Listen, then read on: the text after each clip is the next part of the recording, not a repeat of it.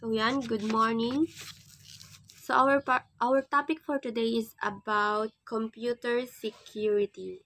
So ano nga ba ang computer security? So computer security is the protections of computing system and the data they store or access. So computer security is also known as cyber security or IT security, is the protections of computer system from the theft or damage to their hardware, software, or information.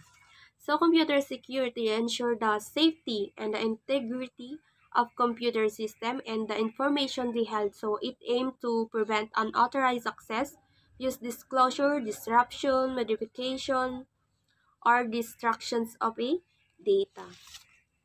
So next slide. So different elements in computer security. So we have confidentiality, integrity, and availability. So these three elements are after referred as SIA or triad, triad, and are essential for ensuring the security of computer system and data. So confidentiality is the concealment of information or resources.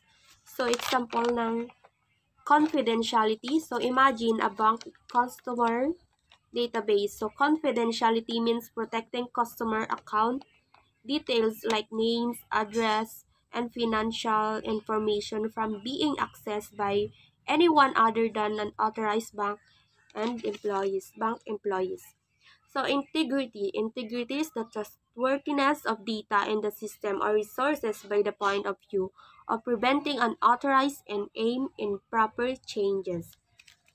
So example nito is consider a medical record system. So integrity ensure that the patient records are accurate and haven't been tampered with, preventing potential misdiagnosis or treatment errors. So yan. So availability. So availability refers to ability to access data or information has value only if the authorized people can access at the right time. So yan.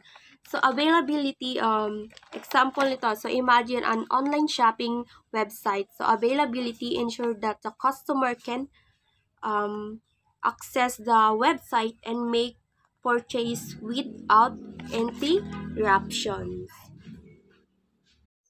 Different terminology use computer security. Unauthorized access. Unauthorized access is when someone gains access to a server website of other sensitive data using someone else's account details. Kapag ang isang tao ay nakakakuha ng access sa isang website ng paghahatid o iba pang sensitibong data gamit ang mga detalye ng account ng ibang tao. Hacker. Ang isang tao na sumusubok at nagpapaliwanag ng isang computer system para sa isang kadalilaan na maaring maging pera ang isang panlipunang layunin. Threat is an action or event that might compromise the security. Isang aksyon o kaganapan na maaring makompromiso ng seguridad. Vulnerability. Isang kahinaan o isang problema sa disenyo o error sa pagpapatupad ng isang sistema na maaaring humantong sa isang hindi inaasahan at hindi kanais-nais na kaganapan tungkol sa sistema ng seguridad. Attack. Ang isang pag-atake sa seguridad ng sistema na inihatid ng isang tao o makina ng sistema na nilabag nito sa seguridad. Computer security terminology. Antivirus or anti-malware. These are programs designed to protect your computer or device from harmful software, like viruses or malware. They work on different operating systems to detect, block, and remove malicious programs. Social engineering.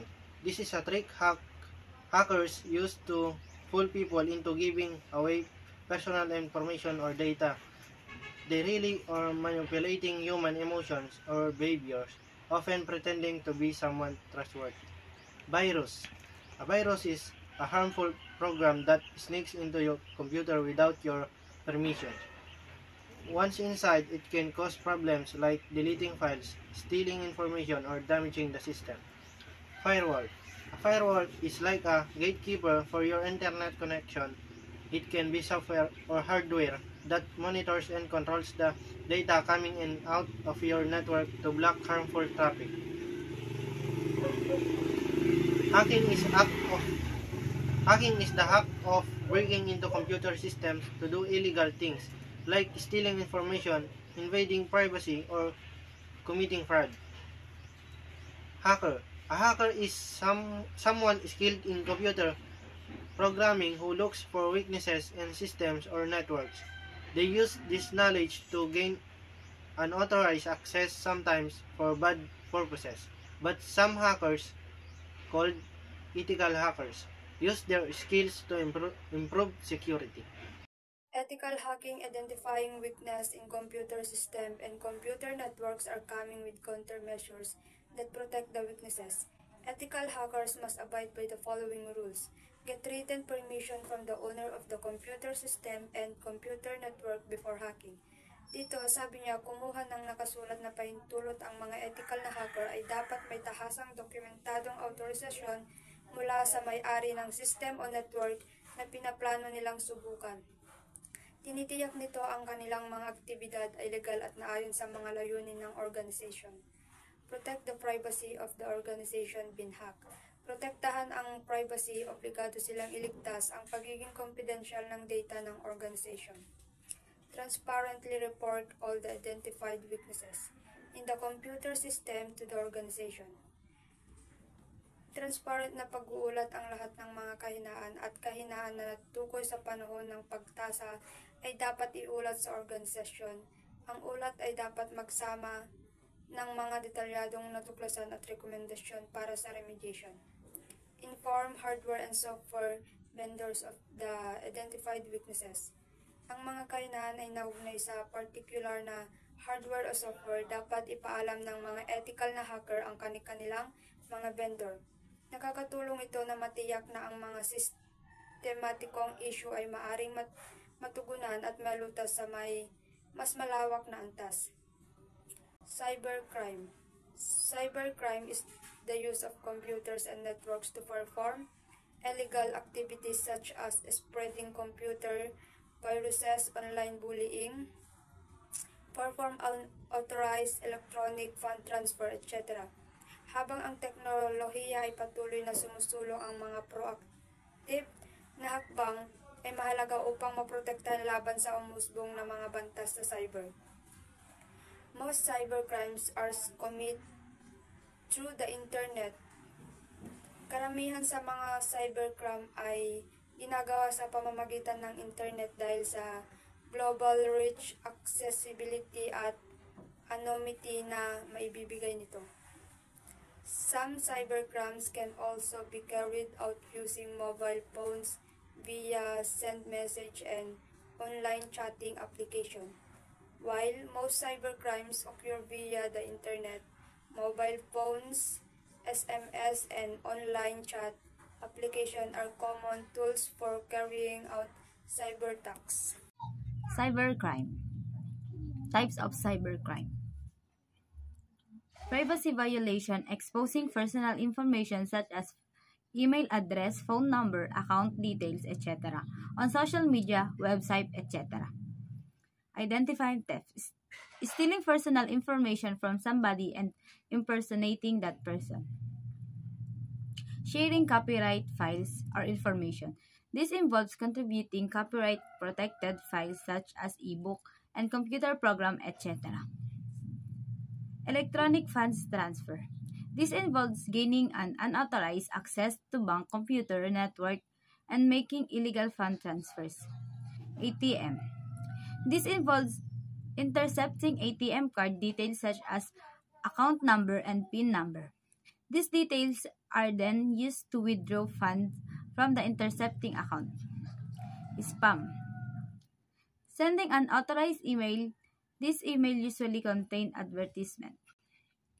Virus. A computer virus is a type of malware that, when executed, replicates itself by modifying other computer program and inserting its own code.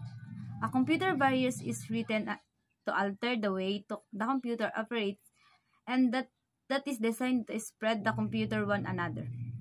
In order from a virus To infect your computer, you have to run the infected program, which is turn causes the various code to be executed. Virus. How to do computer viruses spread. Email and text message attachment, internet file download, social media links, mobile device and smartphones can become affected with the mobile virus. Through Sliady app downloads, as attachment of a society shareable content such as funny image, greeting cards, or audio and video files. Inserting or connecting in an infected disk or drive, visiting unknown links. Virus. Possible effects of virus attack on computer. Delete data, overwrite information, display message. Add itself to other files on the computer. Stealing passwords or data. Logging keystrokes, corporating files, spamming email contacts. Even taking over the machine. What is antivirus software? Antivirus software is a tool designed to protect your computer and other devices from harmful software known as viruses or malware. This program can harm your device, steal your information, or make system act strangely. Antivirus software works to prevent, find, and remove the threats. How does antivirus software work? Scanning for threats. It checks files, program, and even external devices like flash drives for anything suspicious. Schedule scan. You can set it to automatically scan your computer in a specific times. Manual scan. If you're worried about a certain file or device, you can scan it right away. Removing threats. If a virus is found, the software either removes it automatically or asks for your permission to delete the file. Monitoring health. It shows the overall security status of your device. Why keep it updated? Virus involved. So antivirus software regular updates to recognize and block new threats.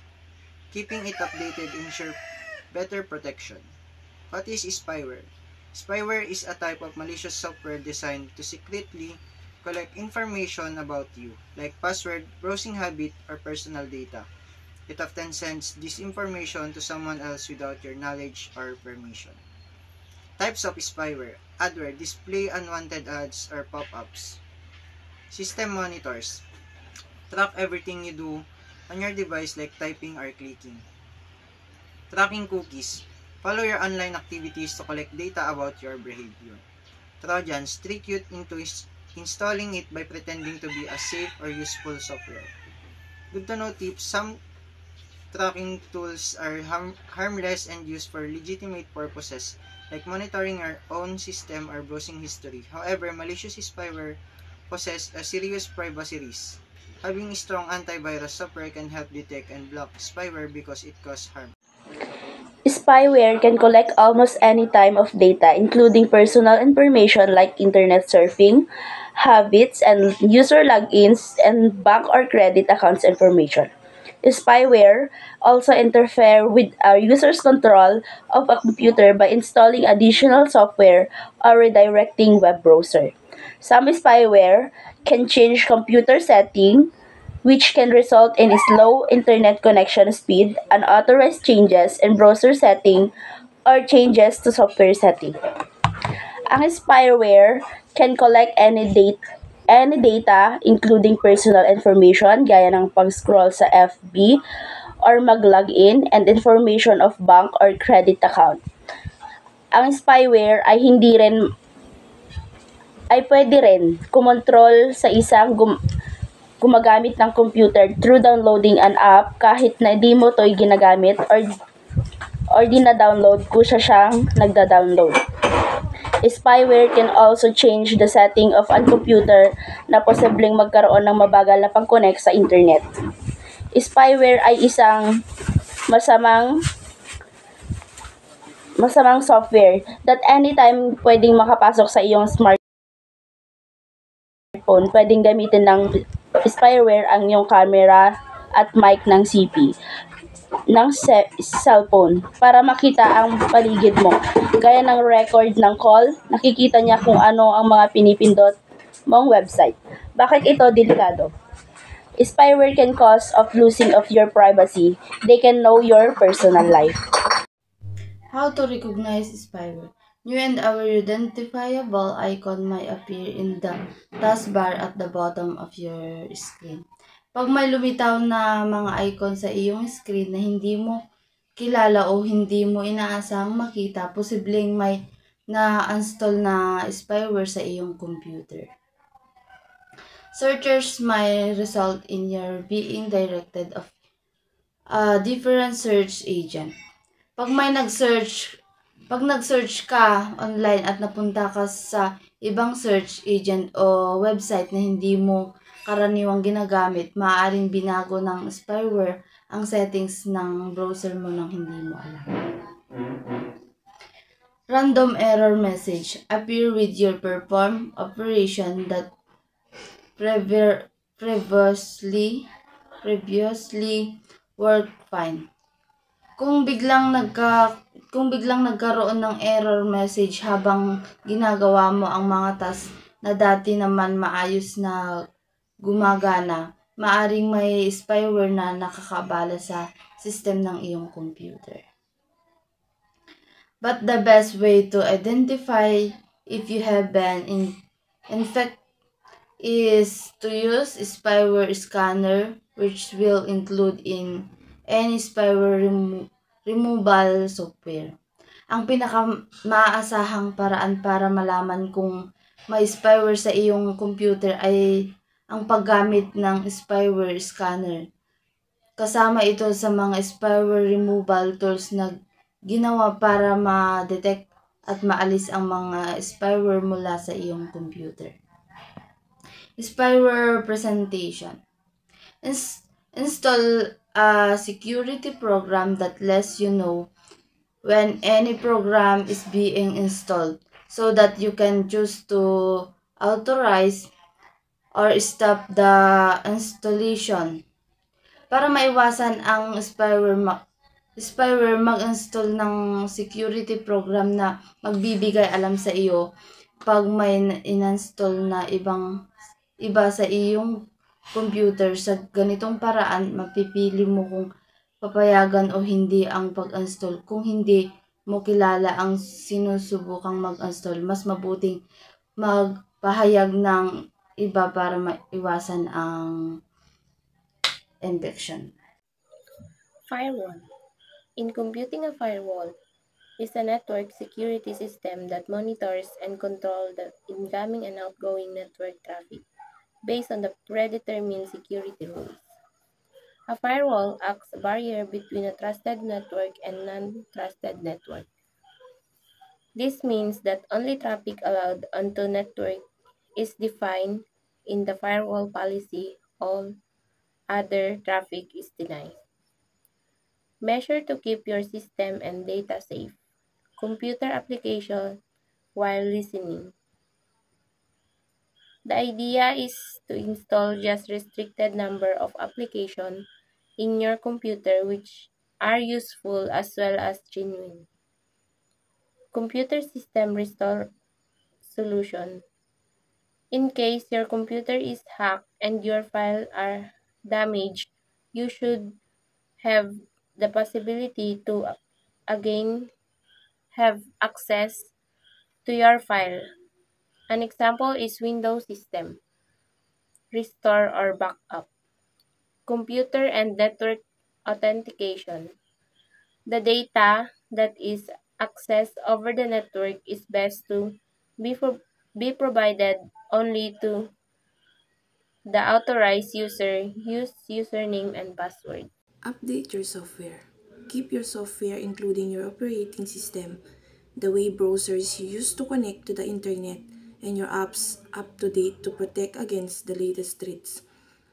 Outdated software is easier for criminals to break into. If you think you have a virus or bad software on your computer, check out how to detect and get rid of malware. Protect your personal information. Don't hand it out to just anyone. Your social security number, credit card numbers, and bank and utility account numbers can be used to steal your money or open new accounts in your name. So every time you are asked for your personal information, whether in a web form, an email, a text, or a phone message, think about why someone needs it and whether you can really trust the request. Personal information over encrypted website only. If your shopping or banking account only, stick to sites that use encryptions to protect your information as it travels from your computer to the server. To determine if a website is scripted, look for HTTPS at the beginning for the website address. That means the site is secure. Back up your files. No system is completely secure. Copy your files to an external hard drive or cloud storage. If your computer is attracted by malware, you still have access to your files.